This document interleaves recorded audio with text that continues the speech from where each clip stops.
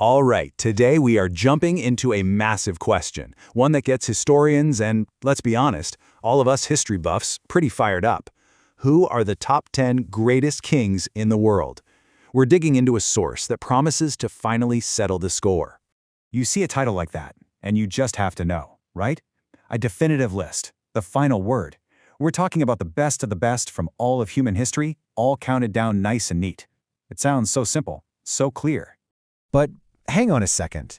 The moment you really think about it, a much more interesting question pops into your head. Yeah, who actually gets to decide that? What's the criteria? And all of a sudden, that simple, bold promise gets, well, a whole lot more complicated. So it turns out our source material isn't really an answer key. It's more like a fascinating puzzle, which is why in this explainer, we're not just going to give you a list. Nope. We're going to take apart the question itself. And that's the real adventure we're on today. We're not looking for an answer, we're exploring the challenge. We're going to uncover all the hidden assumptions and the tricky definitions that are packed into that one simple sentence, the top 10 greatest kings in the world. So let's start with the biggest, most slippery word in that whole title.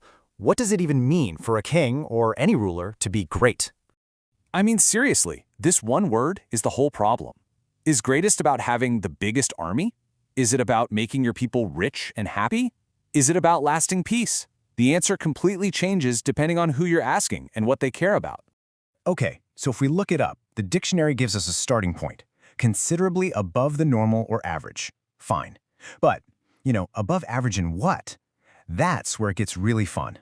Because here's the catch. A lot of these metrics, they totally clash with each other. A king who's amazing at winning wars might completely tank his kingdom's economy to do it. A ruler who pushes for huge social reforms might be hated by the powerful people around them. There is just no single ruler you can use to measure greatness. And this is the perfect example. Who's greater? The conqueror, your Alexander the Great, who carves out a massive empire through force, or the builder, like an Augustus Caesar, who brings in an age of peace and constructs incredible things? Your answer probably says a lot more about you than it does about them. Okay, so greatest is a minefield. Let's move on. Surely the word king is pretty straightforward, right? Well, not so fast. Think about it. If we only focus on kings, are we really getting the full picture? Or are we accidentally leaving out some of history's absolute titans just because they had a different job title? Exactly. What about powerhouse queens like Elizabeth I? What about emperors who ruled these incredibly diverse lands? Or pharaohs who were seen as living gods? Or sultans who ushered in golden ages of discovery? You see? The second you limit your search to just kings, you're cutting out this incredible lineup of world-changing rulers. If we're going to have a real debate, we have to think a little bigger. And that leads us to the last piece of the puzzle. It's a word that sounds so simple, but boy, it is loaded with hidden bias.